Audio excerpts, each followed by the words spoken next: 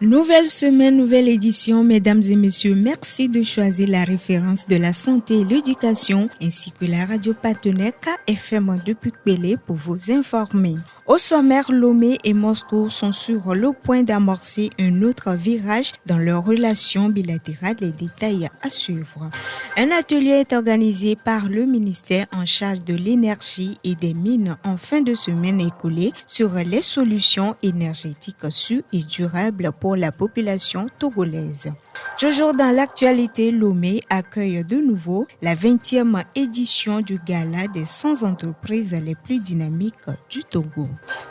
C'est tout pour les titres, mesdames et messieurs. Bienvenue au journal.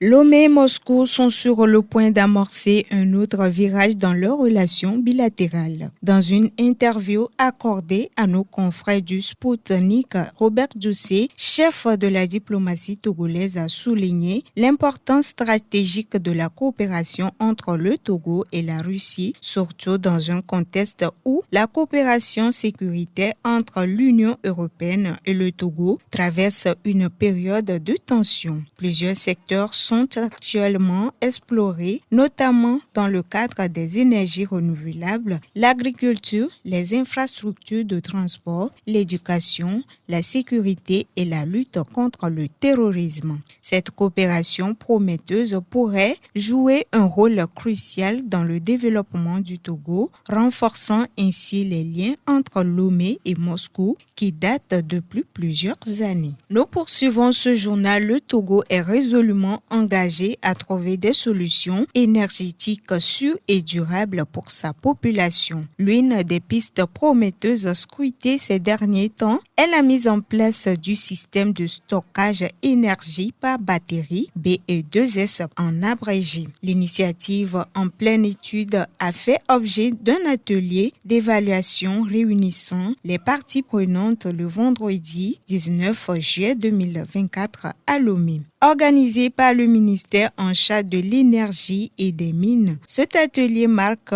une étape importante dans la stratégie énergétique du Togo. L'enjeu est de taille car l'utilisation accrue de l'énergie solaire soulève des défis techniques, notamment en termes d'intermittence et de stabilité du réseau électrique. Dr Chapou Singo, directeur général de l'énergie, que je vous invite à suivre. Je salue chaleureusement cette initiative opportune car le sujet du stockage de l'énergie est d'une grande importance. Sous la direction visionnaire de son Excellence Faure Zinam Gnassingbé, président de la République, une politique de promotion des énergies renouvelables a été mise en place. Cette approche stratégique est alignée avec l'objectif critique de fournir un accès à l'électricité fiable, de haute qualité et abordable à tous nos citoyens. En conséquence, une feuille de route gouvernementale bien définie pour la période 2020-2025 a été adoptée avec des objectifs spécifiques qui sont assurer l'accès à l'électricité pour 115% de la population d'ici 2025, augmenter la capacité nationale de production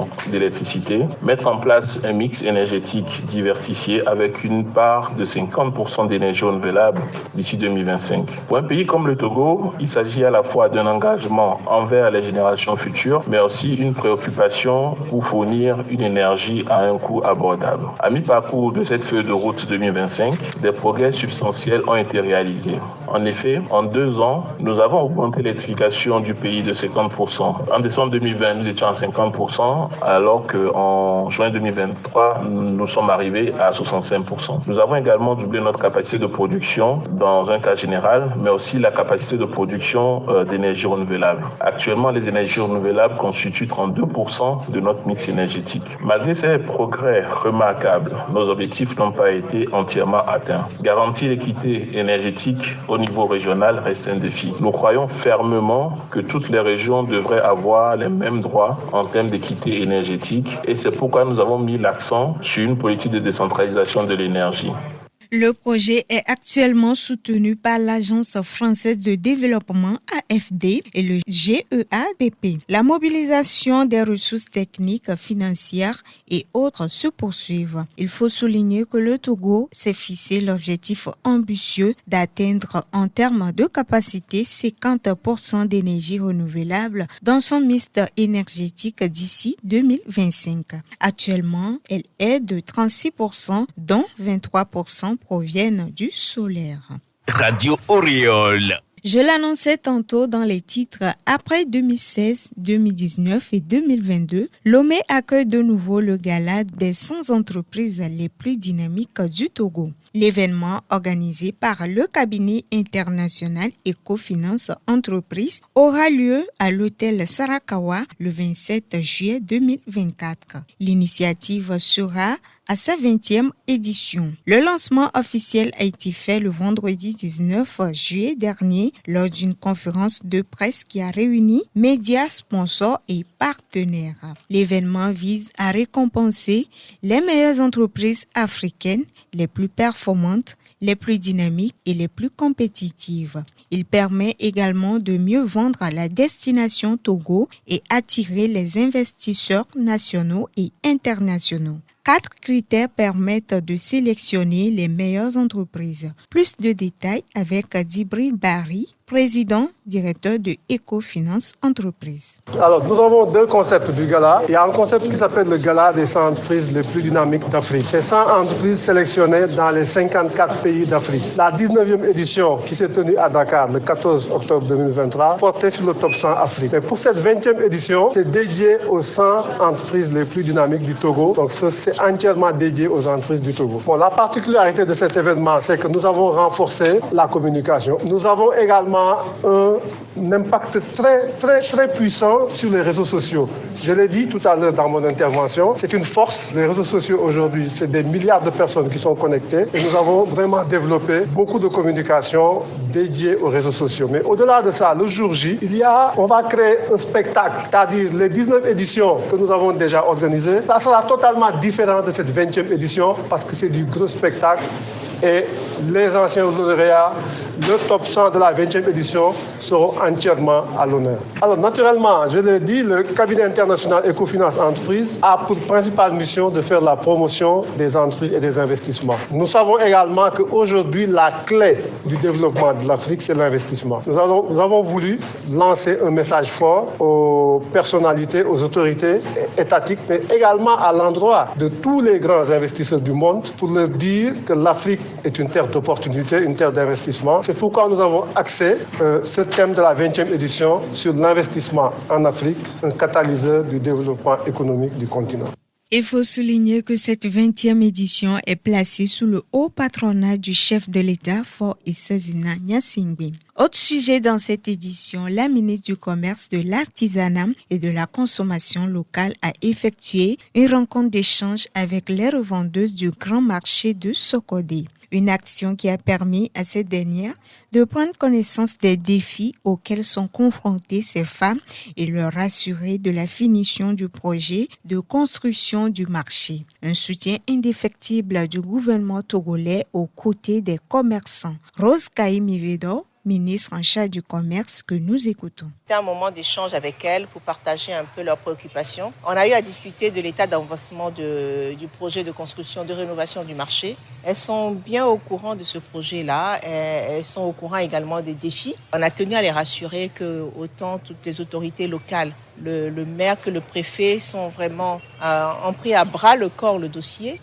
On espère vivement que les dernières réserves seront levées rapidement pour qu'on puisse réceptionner définitivement ce marché et qu'elle puisse s'y installer.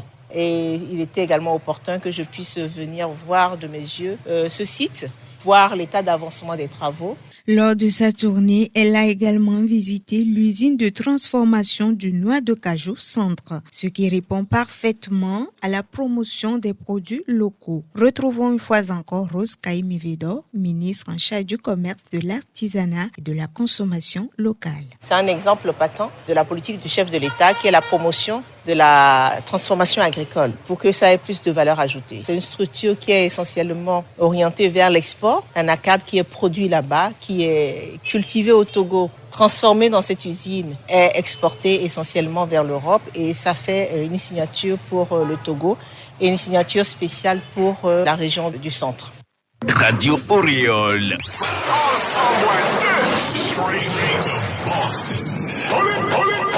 You're now rocking with DJ Ron Ski. DJ.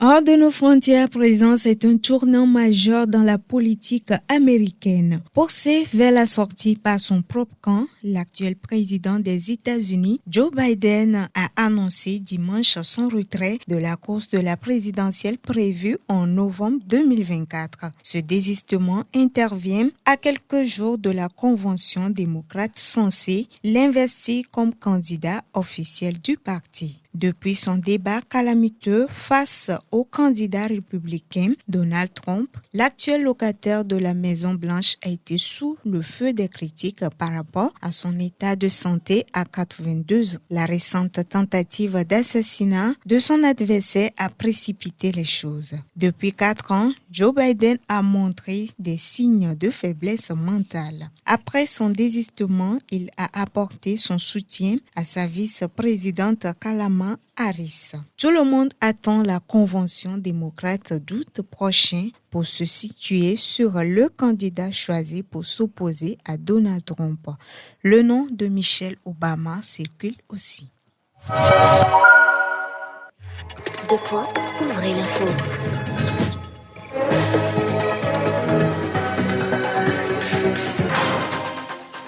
C'est sur ces informations que nous prenons congé de vous. Présentation Rola Cyclo. Merci à Afeton pour la mise en onde. Merci à vous tous qui l'avez suivi partout ailleurs. Sur la radio Réole comme sur la radio KFM depuis Kwele, nos programmes se poursuivent.